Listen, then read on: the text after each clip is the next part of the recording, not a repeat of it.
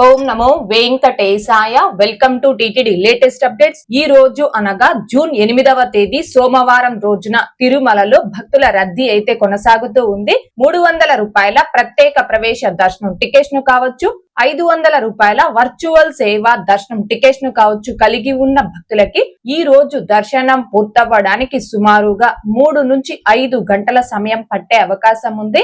అలాగే Tirupati offline SSD tokens కావచ్చు, ఇంకా శ్రీవారి మెట్టు మార్గం దివ్య దర్శనం టోకన్స్ ను కావచ్చు కలిగి ఉన్న భక్తులకి ఈ రోజు దర్శనం పూర్తవ్వడానికి సుమారుగా 4 నుంచి 7 గంటల సమయం పట్టే అవకాశం ఉంది.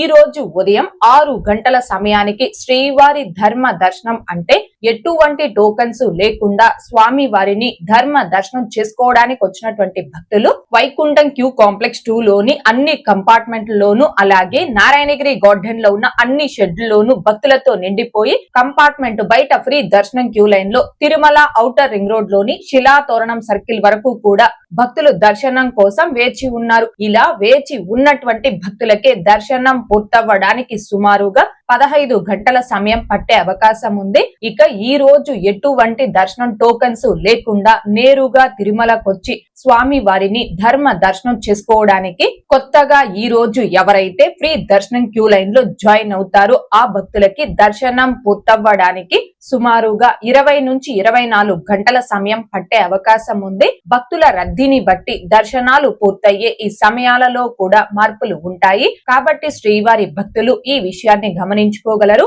అలాగే తిరుమల స్వామి వారి దర్శనాలకు వచ్చే ప్రతి ఒక్కరూ తప్పనిసరిగా తమ ఆధార్ కార్డులను తమ వెంట తీసుకుని రావాల్సిందిగా కోరుచున్నాను.